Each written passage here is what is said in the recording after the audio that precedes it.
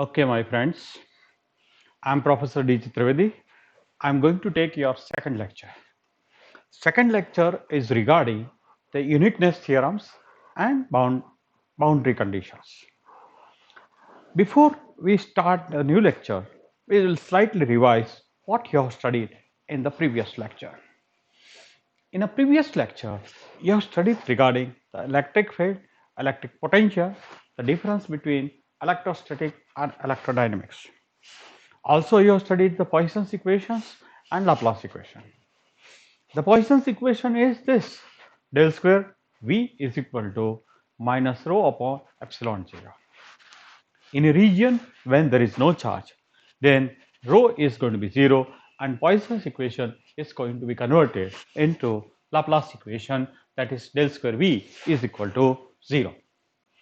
This Laplace equation is very important to find out potential in a region where there is no charge, but outside there may be a plenty of charge, and because of that the potential is going to be created in the region of our interest where the charge density is going to be 0. This Laplace equation has to be solved for what is the function of potential inside a given region. For that, Laplace potential may be the function of one coordinates, it may be depending upon two coordinates, or it may be depending upon three coordinates. So accordingly, it will be one dimension or two dimension or three dimension. If it is in a one dimension, then it is a function of, let us say, x, then Vx is equal to mx plus v is the solutions of Laplace equation, that is d square v upon dx square is equal to 0. Now this is the equation of straight line. Here there are two constant m and b, so there will be two boundary condition is required, that we'll see in the future. And if we evaluate this thing, we'll find out the value of m and b, and corresponding to that we'll get the solutions for one dimension. Similarly, if you want to find out the solutions in two dimension, where v is a function of two different coordinates x and y, then it is not an ordinary differential equation, but it is a partial differential equation. And when it is a partial differential equation, the laws related with the ordinary differential equation cannot apply. There is a particular way that equation has to be solved, and little bit difficult. So what has to be done? Actually, to find out a potential on some surface in a two dimension, which is a function of two dimension, what you are supposed to do at that particular point, around that point, you draw a circle of any radius r and find out the average potential over that circumference. That will be the potential at a point xy will be there. So that is equal to v xy, that is equal to 1 upon 2 pi r, the line integration of v dl will be there. That way you can find out the average potential over a circumference, that is going to be the potential at the center of the circle, and that is due to this potential distributed over the circle. Similarly, we can find out in three dimension also. If we want to find out potential at one particular point, that particular point, what will be the potential? For that, we can draw a sphere in three dimension. That means sphere that is of any radius r around that point. And if you find out the average potential over the spherical surface of the sphere, that will be the potential at that particular point is going to be there. So this is the Laplace equation in three dimension we can find out. One and two dimension you have studied with some definite examples, but in three dimension you will be taking some example and will prove it. But in all these cases, there are two important conclusions are there. Either it is going to be one dimension, or it is two dimension, or it is going to be three dimension. That means Laplace equation is a averaging instruction. What we have seen in one dimension, also it can be taken as average value. In a two dimension, also it is taken as average value. and in 3 dimension it is taken a average value of spherical surface of any radius r around that point where you want to find out the potential. So it is averaging instruction. So the formula is this: Vr is equal to 1 upon 4 pi capital R square surface integration of VdA will be there. That is the potential over average potential over a spherical surface of radius capital R, and that is equal to the potential at the center of the sphere. Second important conclusion is this: V, that is a potential, cannot tolerate local maxima or minima. Extreme value of V must occur at the boundaries. This is the two important conclusions are there that we have studied. Now, to prove that, let us calculate what will be the average potential of a spherical surface capital R. For that, let us take one particular problem. Let us consider there is a sphere and the center of the sphere is at the coordinate system, and it is the origin of the coordinate system xyz. That means origin of the coordinates we are considering, or we are planning to make a coordinate system in such a way that the origin of the coordinate system is at the center of the sphere will be there, and the radius of the sphere is going to be capital R. On a z-axis, at a distance z, there is a point charge q is going to be lying. Now, inside the sphere, there is no charge. That means it follows the Laplace equation. Del square V is equal to 0. And this we want to solve. That means we want to find out the average potential over a spherical surface of capital R. For that, we consider that R is the distance, or for that, the potential due to the point charge Q at a surface element dA can be obtained by taking this equations, that is capital V is equal to 1 upon 4 pi epsilon 0 Q upon R. What is this small r? This small r is nothing but distance from the point charge Q to a various surface element dA over the entire spherical surface of sphere. So that r is going to be the variable.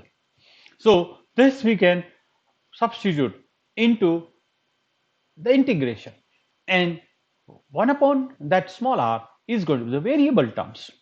So that variable terms we have to substitute into integration, and we have to solve this integrations. So this variable we have to obtain in terms of another two fixed quantity, that is z, distance from origin to a point charge q. Z is going to be the fixed, that is a constant, and the radius of the sphere capital R is also going to be the constant. Theta is the angle between that surface element dA and the z-axis. This theta is going to be the variable.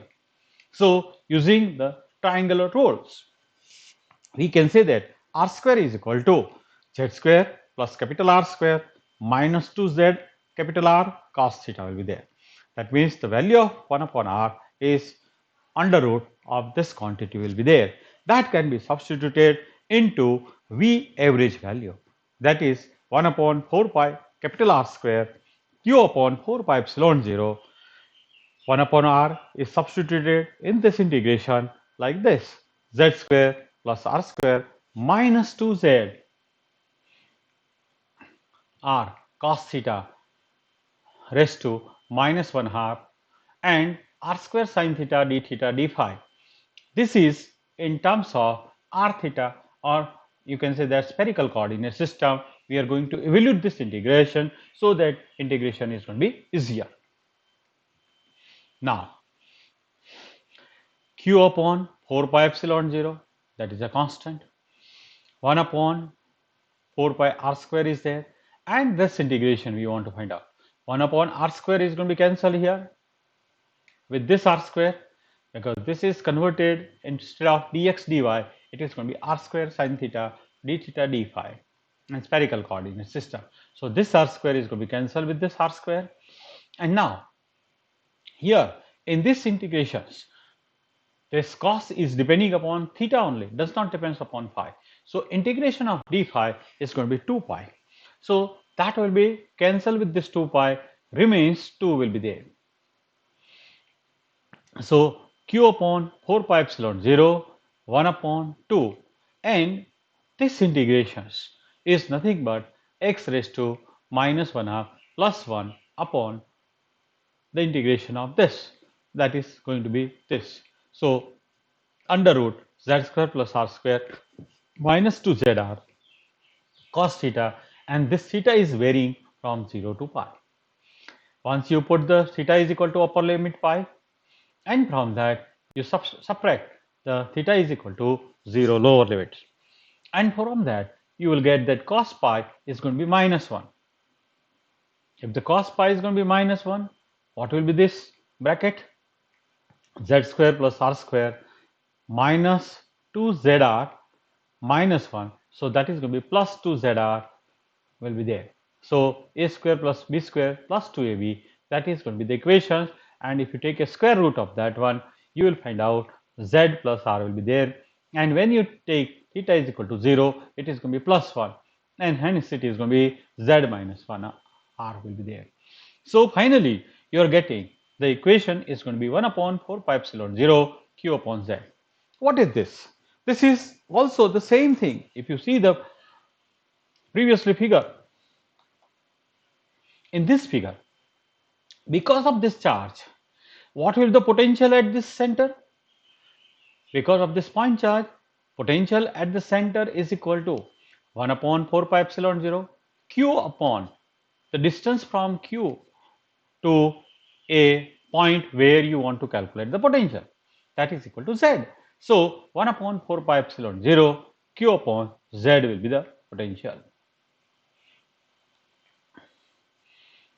So both the cases it is going to be the same, but this is precisely the potential due to point charge q at the center of the sphere. By the superposition principle, same goes for any collection of the charges outside the sphere, and their average potential over the sphere is equal to the net potential they produce at the center. That means instead of single point charge, if there is a distribution of discrete charges is there, whatever the potential they create at the center or at the origin, that can be obtained by taking the superposition. The same way, due to the charge q1, q2, q3, etc., what is the average potential over a spherical surface? You take a superposition principle, that is also going to be the same. So this can go for any distribution of charges. Now we'll be starting today with this boundary conditions and uniqueness theorem. What is boundary conditions? Laplace equation does not by itself determine the potential V. In addition, a suitable set of the boundary conditions must be supplied. That means if you are having a directly Laplace equation del square V is equal to 0, you solve this Laplace equation, you will obtain the general solutions, but that general solution does not fit to a particular situations. So for that, the suitable set of the boundary conditions must be supplied. This raises a delicate questions. What are the appropriate boundary conditions sufficient to determine the answer and yet not too strong as to generate inconsistencies? That means boundary conditions which is supplied along with the Laplace equation should be a appropriate boundary condition. It should not be any set of the boundary condition, but it should be appropriate boundary condition should be there. So it can solve this Laplace equation for a particular situation. The one dimension case is easy. For here, the general solution V is equal to mx plus v contains two arbitrary constants, and we therefore require two boundary conditions. We might, for instance, specify the value of the function at each end, or we might give the value of the function and its derivative at one end, or the value at one end and derivative at other end. So these are the various set of the appropriate boundary conditions. What it means? Our solutions is V is equal to mx plus b. M and b are two different constants. To evaluate that two different constant, you need a different set of the boundary condition. Any one set which is going to be appropriate is solve this particular equations. That means what are supposed to be boundary condition for the straight line? Either there should be slope and the value of the function at either of the end is required. Slope is going to be the constant anywhere there. So you can take the value of the functions at two different ends, which we have done in the previous actually lecture. At two different points, at x is equal to 1, the value of the potential was 5, and x is equal to 5, the potential was 0. So at two different ends, the function was specified. That was the boundary conditions. This is one set of the boundary conditions. There can be another set of the boundary conditions, that is the slope of the line is given to you, m is given to you, and value of the potential at either of the end is given to you. That is also another set of the boundary condition. So this is called appropriate boundary condition. But you cannot have a insufficient information like this. If you are given a slope at two ends, then also it is insufficient information. But we cannot get away with just the value or just the derivative at one end. This is insufficient information, nor would it do to specify the derivatives at both the end. If the derivative at both the end is given, that is also insufficient information, because derivative is going to be the same at either of the ends. This would either be redundant or inconsistent is going to be there. In 2 or 3 dimension, we are confronted by a partial differential equation, and it is not so obvious what would constitute acceptable boundary conditions. So now if it was 1 dimension, then it is simple, but if it is ordinary differential equation. But when it is 2 dimension or 3 dimension, it is a partial differential equation, and the rules we know about the ordinary differential equation cannot applied over here. We have to have sufficient acceptable boundary condition also to solve this Laplace equation for a particular case. Is the shape of the taut rubber membrane, for instance, uniquely determined by the frame over which it is going to be stretched? The answer, as I think your institution would suggest, is that V is uniquely determined by its value at the boundary. However, other boundary conditions can also be used. So any set of the appropriate boundary conditions is required, but it should be appropriate sufficient boundary condition. Now prove that proposed set of the boundary conditions will suffice is usually presented in the form of uniqueness theorem. So now we are interested to study about first and second uniqueness theorem. First uniqueness theorem we are going to study over here. The solutions to the Laplace equation in some volume capital V is uniquely determined if V is specified on the boundary surface S.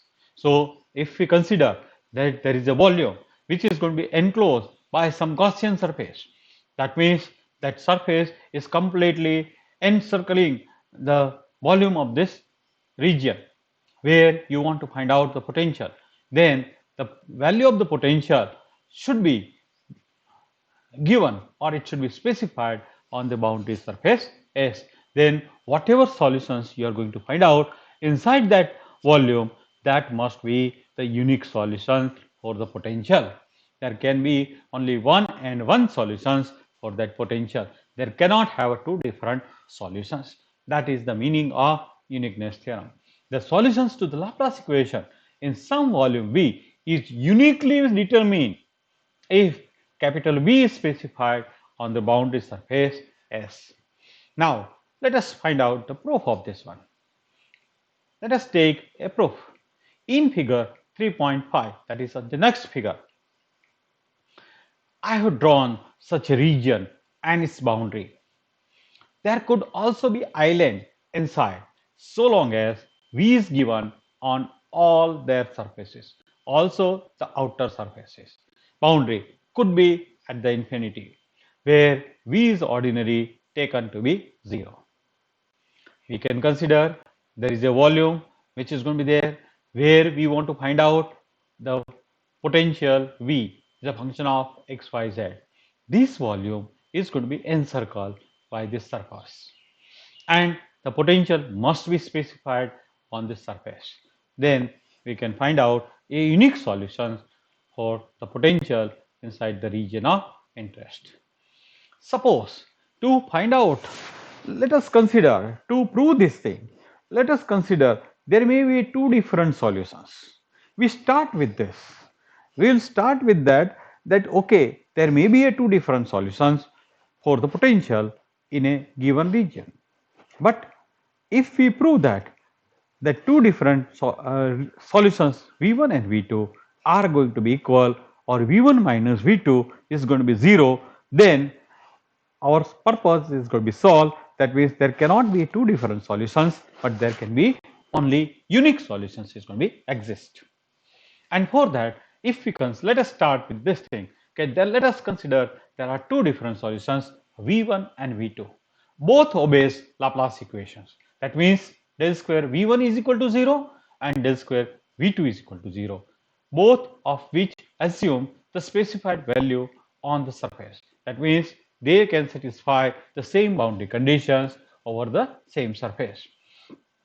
I want to prove that they must be equal. The trick is to look at the difference. Let us consider that V1 minus V2 is equal to some value V3 is going to be there. This obeys the Laplace equations. That means V3 is equal to V1 minus V2. Now, let us operate the Laplacian operator over V3. That means del square V3 is equal to del square V2 minus del square V1 is equal to 0. What is del square V2? That is 0. What is del square V1? That is also 0. So 0 minus 0, that is going to be 0. Hence, del square V3 is equal to 0. And it takes the value 0 on all boundaries since V1 and V2 are equal there. But Laplace equation allow no local maxima or minima. All extrema occurs on the boundary.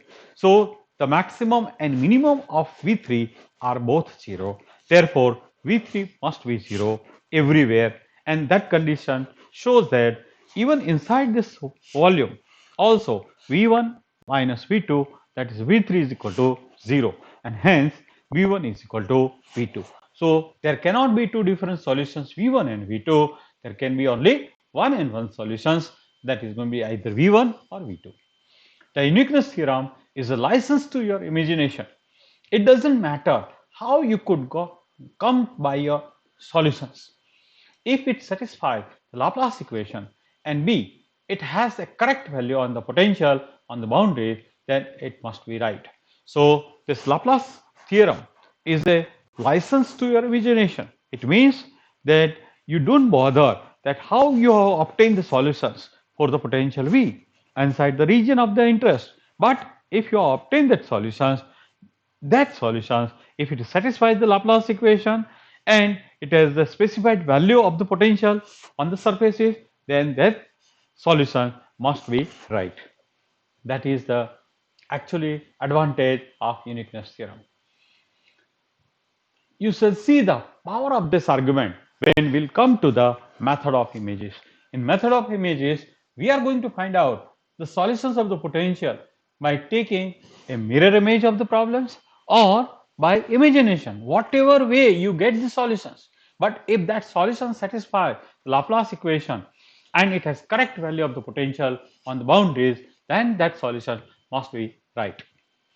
Incidentally, it is easy to improve the first uniqueness theorem. In a first uniqueness theorem, we have taken for the Laplace equation. That means del square V is equal to 0. In the region of interest, there is no charge.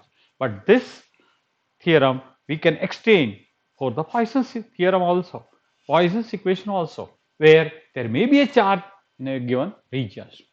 I assume there was no charge inside the region in the question, so the potential obeys the Laplace equation. But we may as well throw in some charge rho, in which case we obey the Poisson's equation. So the argument is going to be the same way we can take it. Let us consider there are two different solutions, V1 and V2. Both satisfy the Laplace equation. That means del square V1 is equal to minus rho upon epsilon 0. And if there is another solution V2 is also exists, then del square V2 is equal to minus rho upon epsilon 0. Rho is a volume charge density inside given region, and that is going to be constant. That is going to be the same for both the cases. So if we take V1 minus V2 or V2 minus V1 and take the difference and we operate the Laplacian operator over there, that means del square V3 is equal to del square V2 minus del square V1. That is equal to minus rho upon epsilon 0 plus rho upon epsilon 0. Again, that is going to be 0. Once again, the difference V3 is equal to V1 minus V2 satisfies the Laplace equation and has the value 0 on all boundaries. So V3 is equal to 0 everywhere, and hence V1 is equal to V2. That means it is only unique solutions is going to exist in a given region. So what is the corollary? That means what is the conclusions? The potential in a volume V is uniquely determined if the charge density throughout the region and the value of V on all boundaries are specified, then there can be unique solutions to be exist. Thank you very much, sir.